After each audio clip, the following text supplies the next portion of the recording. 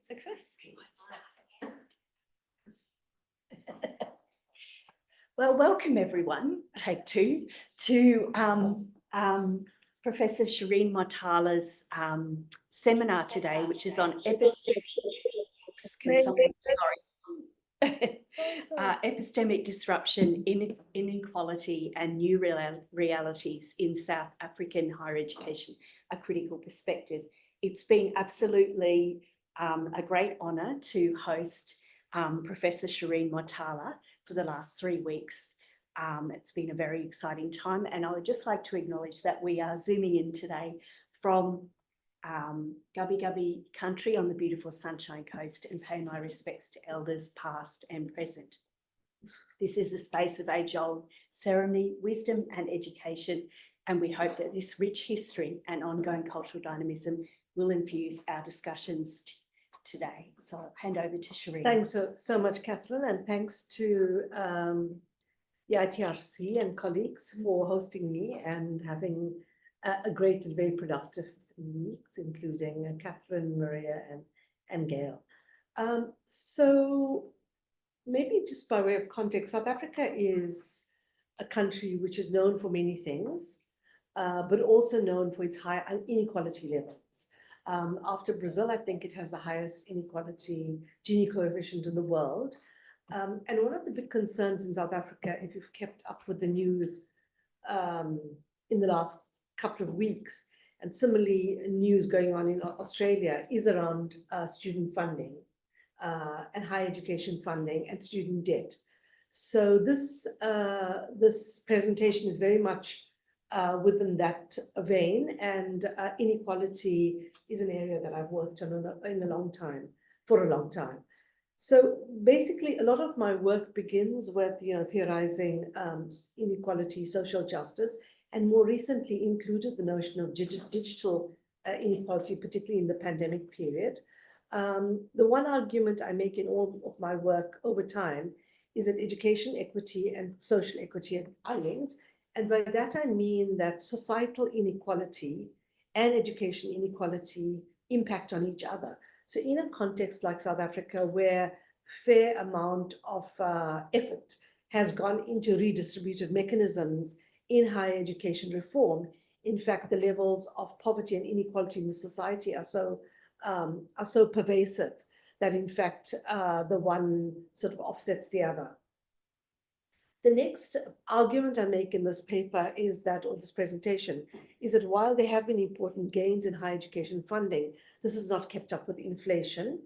And in real terms, it has not increased, even though in terms of nominal, there are increases to be seen.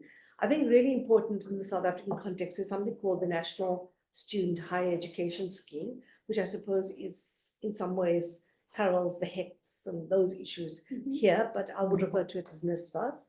I think the argument I'm trying to make is whether the resourcing of teaching and learning is adequate for the current needs of the higher education system, and particularly in the context of the modalities that have had to change by COVID-19 and the pandemic. There's also a lot of discussion in education, in higher education debates, about what we refer to as the techno-rational turn in higher education, particularly in the post-pandemic period. So in terms of policy documents, one of the key policy documents in South Africa is the post-school higher education sector and training. And it notes that one of the big, these are statements, I'm sure you have them in all your policy statements as well, is that, there's a huge need for student access and success because you need skills development, you need to grow the economy, you need to contribute to economic growth, and that universities must provide education for skills, particularly in scarce skill areas. And obviously, this has an alignment between what we often refer to STEM and where enrollment patterns are being directed at in universities. Sorry, this is very wordy, but let me just try and go through it. So I think to continue my earlier argument is one of the big concerns, like I've heard in Australia as well, is we need to meet the the interlocking ambitions around demographic parity, around, and I know in Australia, the debates are around regional parity, increasing enrollment for the disadvantaged, who are largely Black African young people, and meeting the needs of the labor market through graduate output. Again, like in a number of contexts, particularly in a number of developing country contexts, but I think also when I look at what's gone on in the UK and the US, I don't know enough sufficiently about Australia, but really there is limited state funding for universities, and this signals or highlights sort of or exacerbates inherited inequalities in our system. So I think in South Africa, we had a big impact on everything during the pandemic, partly because South Africa, had a large numbers of people who got COVID and large number of people who passed away during COVID. And one of the big issues during COVID was how to continue the academic year and teaching and learning in this context of no face-to-face learning. And there was a real commitment that no student must be left behind, and the academic year was to be completed. And interestingly, in South Africa, a lot was done. Students were forced to return home from university accommodation and go to far-flung rural areas. But huge efforts were made to send devices in the post to these students to provide data, a limited amount of data. And there were, relationships forged between cell phone companies and universities to ensure that data was being provided at a good and a reasonable costs. Obviously, like in Australia, what this led to was that there were South Africa has a highly differentiated higher education system. We have, the top tier, 7 or 8, then we have a middle range, and then we have universities that are seen to be largely teaching institutions. And remember, this also relates back to our history, where universities were legislated to be there for different racial groups. So some of those patterns have been difficult to change over time, but clearly universities that are more well off were able to provide much more for their students, and those who were less well off, like in our schooling sector, actually schooling came to a standstill in the public schooling sector, were unable to do much at all. So I think that's, another aspect of South Africa that's important, just differentiation, inequality, vast different opportunities and life chances, depending on who you are and where you are located, both in terms of class and race and demography. So I think what happened during COVID, which was really significant, and which is a debate which is going on, and I think UNESCO and others have put this very much in the fore, is what is education for the future going to look like? We have to embrace technology. We have to have a critical approach to technology, but what is the future focused university going to look like? Are we all going to be redundant? Will we not need to be in a room? Can everything be done online and everything taught by bots? So I think that's a debate that's there going on. But South Africa was universities embraced the technology. They were excited by it. And there was a huge fallout between many of us who are on the more critical side of what opportunities for technology would provide, and the university leadership who are going sort of rah-rah and saying, we completed the academic year, we can see how many times students have logged in, we can see that you finished your assessment. But at the same time, that came at a cost around, narrowing down the curriculum, and also, aggregate stats hide a lot of things. So I think the big discussion was about, the hybrid teaching and learning space and what we call a humanizing pedagogy, and whether they were aligned with each other or at odds with each other. And in South Africa, there's quite a lot of critical discussion about, the possibilities and limits of technology, and also all the free platforms that were being provided. And there were also issues of digital ethics and information protection that became quite important. So now to return to the issue of funding. So over years, maybe over 25 years or so, my work has been on funding, initially in schooling, and then later in the last 10 years in higher education. And the biggest question I've always asked is what's happening to inequality and equity in education both in schooling and in the higher education sector, in the context of significant funding being put into these sectors. I think South Africa in primary education must be, it spends a huge amount of its GDP on that. And what is the impact of that? So the share of government funding has doubled, in terms of GDP terms over the last 10 years. I think the big concern in South Africa, and I'm not sure again what the figures are, but hopefully Maria and I are going to do some work on this, is what is the impact of this increased funding? What does it mean for outcomes and outputs? And there's a huge debate in South Africa as well that, is throwing money at the problem the solution, or do you need to have different measures? So for example, the issue of efficiency is a big one. Shouldn't you create more efficient systems rather than these bloated systems where you're just putting a lot of money in but not getting the throughput and having high dropouts? And I've done some other work on dropouts, which shows that there's a high dropout rate in South Africa. So in general, in higher education, South Africa is considered to be on the low return on investment in terms of its other BRICS counterparts, Brazil, Russia, India, and China. And then to come back to where I started was just, that gives you some of the pictures, the picture of inequality of South Africa. And I think that's quite an important statistic to keep in your mind, that the richest 10% of South Africans receive 65% of the national income and 90% of the national wealth. So you can see it continues to be a very skewed country. Mm-hmm. And having said that, the government in South Africa post 1994 and into democracy has done a lot in terms of trying to create a very robust or a very expansive social security net to see that people don't fall out of the system. But at the same time, there's a persistence around the nature of inequality. I'm sure in India and Nepal, you see this, particularly in developing countries.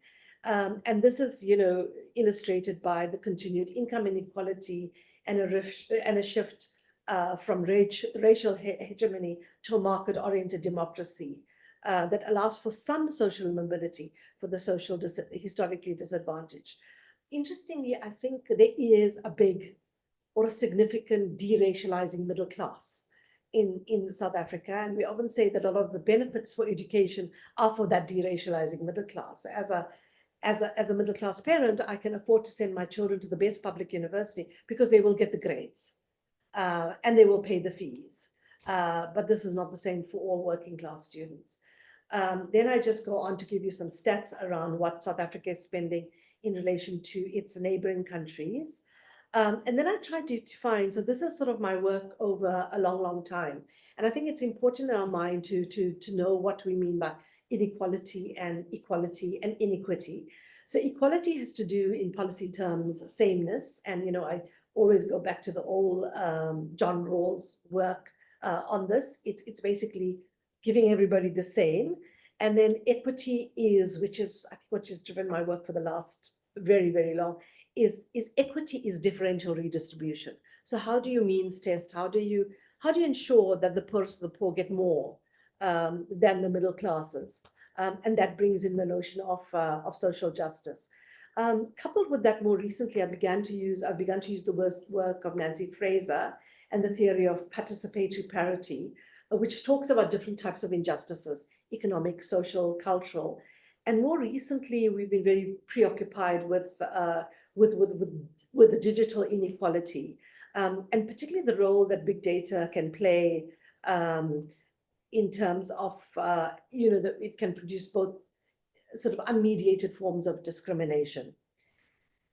So in a paper, and I've got a few papers on this, and I'm interested, my work with the ITRC, because I think there's a theme there on inequality, which we are following through, and I'm going to read, Maria and Catherine's work on this to just bring myself up to speed of what's going on in the Australian context. But I work with three definitions of inequality.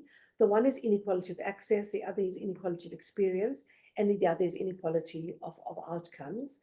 And I mean, the literature which I looked at, interestingly, I looked mainly at the developed countries, because there's not enough writing. Maybe in India there is, but I have colleagues in India, but I haven't used their work as much as I should. Shows that, you know, it's almost predictable where you're going to end up. You know, you got to subvert the system in order to defeat the system. But normally, you know, the issues of university attainment, institutional experiences, field of study access is very differentiated by SES. So you can almost predict where people are going to, what they're accessing, and how they're going to get out of the system. Having said that, I think particularly in a developing country context, you know, and I mean, whether it's India or South America or anywhere else, I think we need to acknowledge that huge gains have been made. You know, we are breaking the barriers, but still, in general, it's hard to break those glass ceilings for working class students to achieve the type of mobility that we would like them to. A lot of this in South Africa comes back to the debate on higher education funding, which I'll come to in a few minutes. I think the big concern in South Africa is that is the issue of completion. We have high dropouts rates throughout the higher education journey. Working class students take, you know, 6 years to finish a 3-year degree. There've been debates about whether we should make a 3-year degree, a 4-year degree, etc. But that is a big concern. Or they don't complete it all, which means you're making demands on the fiscus without getting the benefits of that. So what's been interesting in South Africa is, and I think it's important that we have a balanced view, like in Australia. While we might work within, you know, neoliberal, we might use the neoliberal framework to describe a lot of what's going on in the system. I think there has to be an acknowledgement that different instruments have had different, you know, positive outcomes. And South Africa has spent a lot of time on looking at on progressive fiscal redistribution through particular funding instruments, both in schooling and in higher education. So in South Africa, we have, you know, targeted grants for young women who, you know, who have younger children. We have grants we have provision for health and education for certain groups to be free. And we have, I think the failure has been the attempt to diversify wealth ownership. That just hasn't happened. So often people will describe South Africa as still, you know, being the victim of racial capitalism. That's still the majority of money continues to be with particularly historical group, with whites or with the newly emerging Black elite. And the trickle down in terms of economic growth has just not happened to the level that we like it. So one of the biggest challenges in South Africa is I think we've done a lot in terms of putting the social security net in place, but where we haven't succeeded is in terms of growth. And I don't know enough, I'm not an economist, so I don't know enough about that. But basically, you know, I think the big indicator there is that our unemployment is very high. You know, it's about 32% at the moment, and then youth unemployment exceeds about 50%. Now, one of the big reasons for that is that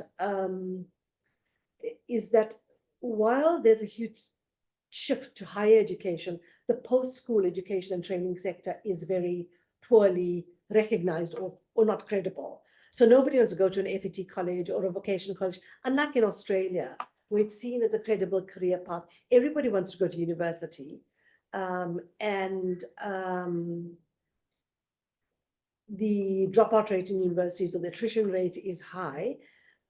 And while a lot of effort and time has been put into from a policy of thinking through the post-school education training sector, for some reason it hasn't worked. It's a sector that lacks credibility, and so that is, I think, from a policy perspective, a big logjam in South Africa. So I think in some ways people often describe South Africa as being a powder keg because you have these large numbers of unemployed youth, and at the moment they number about 4 million, and they are called elites, who are not in education, training, or employment. And it's a bit of a powder keg because you have a large number of young people who don't have their vested interest in the system and are waiting to move on, but there's no leverage for them. And yesterday we were having a discussion about just articulation across the higher education system. So it's very hard to move from FET to higher education, while in principle, there's a national qualification framework that should allow you all this articulation. It just doesn't happen. This is a very long, but I'm just going to go through the section on the left, on the right. So I did a lot of work on this, and there's a lot of discussion going on. So we had big free protests in 2015 and 2017, and every year you will have free protests in South Africa. The big reason for free protests every year is that students get in on merit, they pass the year, but they don't have funding for the next year. And for people like myself or other academics, we give them the registration fee, but they don't have the money to pay the full fee, which means that they can't continue. And that leads to a protest every year. And there's government refers to it as kicking down the ball, because universities will throw up their hands and say, we don't have the money. The national will say, well, you should have the money. We're not going to bail you out every time.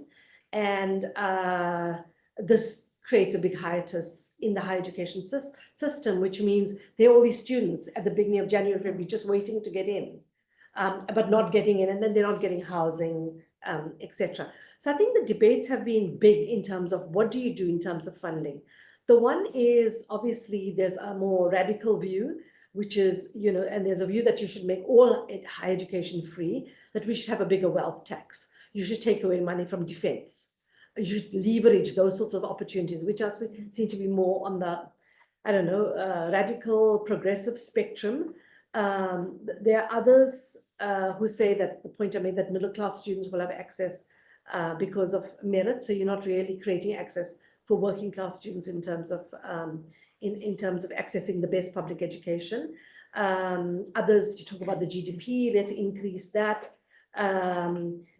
And the rest of the points are just there. So I think the big point to be made there is that what happened in 2018 was the last president, who was under great disrepute, who's now, the architect of state capture, as people refer to it in South Africa, because there was so much corruption that went on during his tenure, introduced as his final parting shot what he called free education for working class students. Obviously, he didn't do it, but he pronounced on it.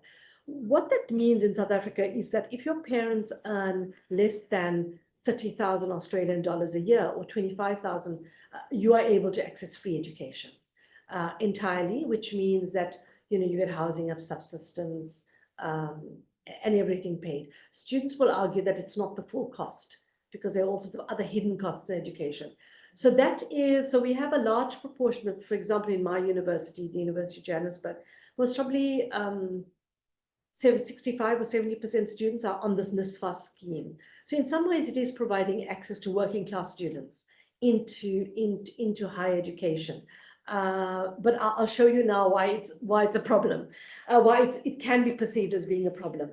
So I'm not going to go through all of that, but just that how we pivoted from emergency remote teaching and learning to hybrid, and now we're back to face-to-face teaching, and what that all means.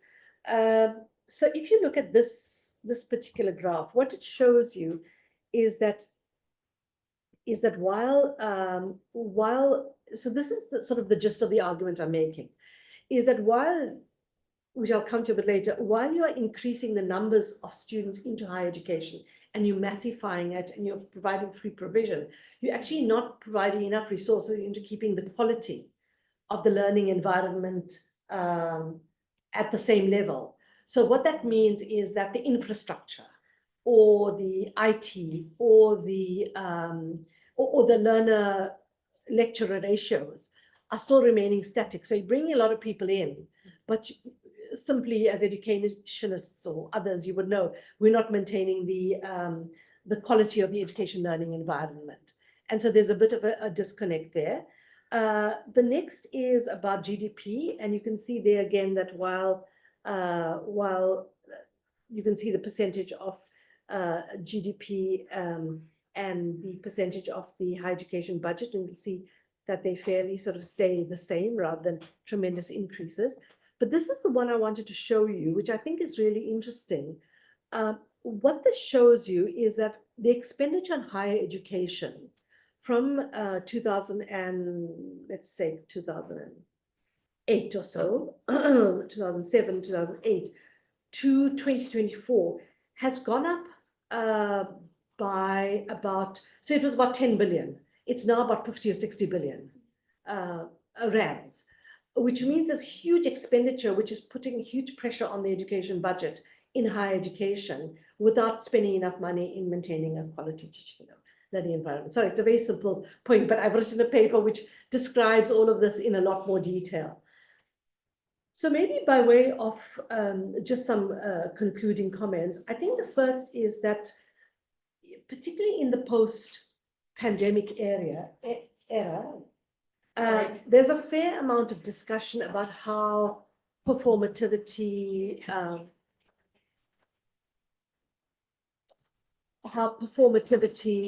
accountability, measuring everything, are being wielded on universities by, you have to meet your KPIs and you have to tick all these boxes. And they seem to be complex accountability instruments, but we describe them as performativity, fairly narrow performativity things.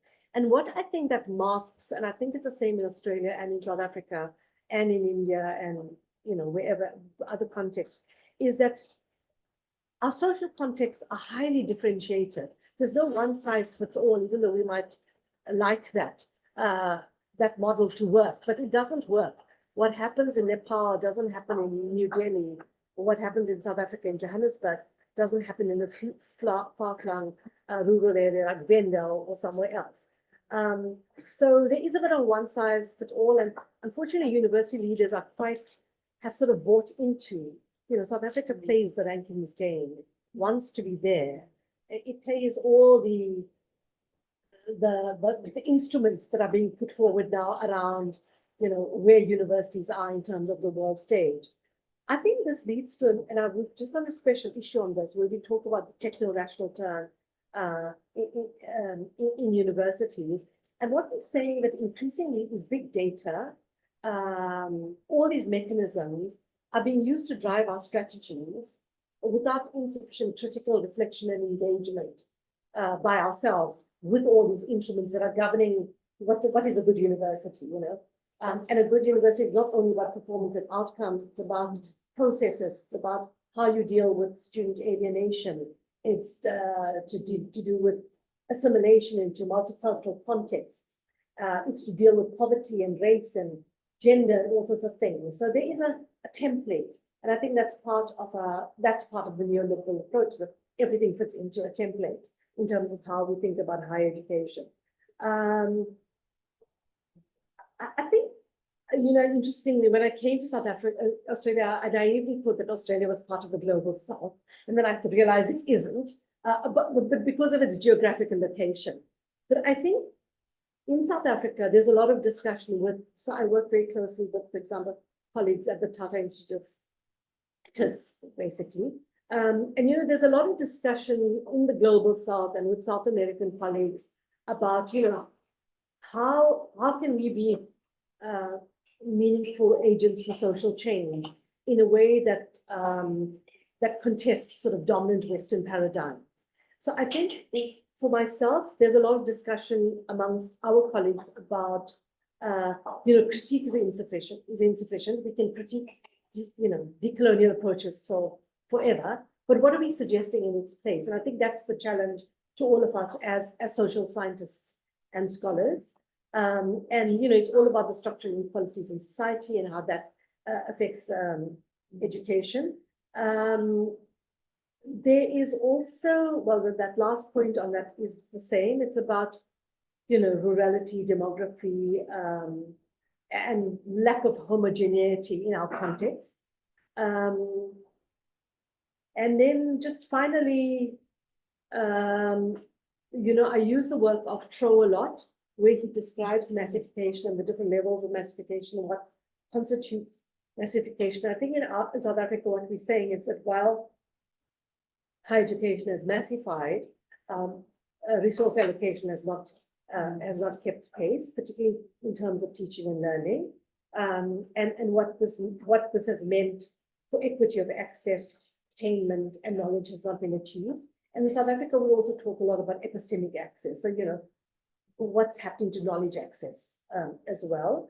And I suppose finally, just by way of, you know, one sentence which tries to capture everything is that we need a much more holistic discussion on what is required to create a good and meaningful teaching and learning environment, which also includes our social justice issues. And within this, we need to talk about academic development. We need to talk about well-qualified teachers. We need to talk about favorable staff and student ratios, a package for learners that accommodates social and academic needs. So, you know, at UJ where I'm at, we have a huge academic development program, but I'm not sure how much of that deals with cultural issues and institutional issues and race and all that. But, you know, you will get the best in terms of trying to up and improve your skills. And then, and I suppose it's partly a discussion about locating teaching and learning at the center stage, because I think we talk a lot about reform and macro reform and systemic reform and all that, but often the teaching and learning agenda gets lost. So just, I know the last is sort of a list, but just to say within that, there is, there's a whole other discussion that needs to happen alongside this around inclusivity and differentiation and diversity and how we consider, non-racialism or different groups and how they participate.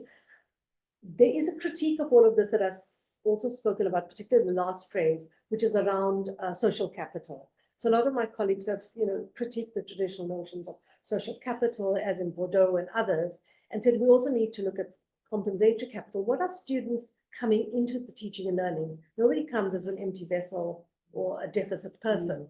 And the issue of what we bring in, what everybody brings into the learning and teaching situation, which is based on their community or demography, is important. We need to consider that.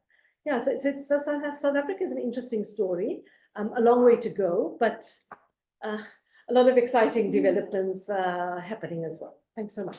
Thank you so much for a really rich and fascinating presentation.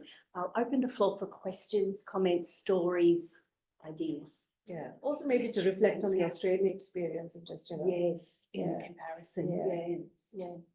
Can I start with Please, Paul. Yeah. I was teaching University of Zululand. Yeah. So the demographics, so how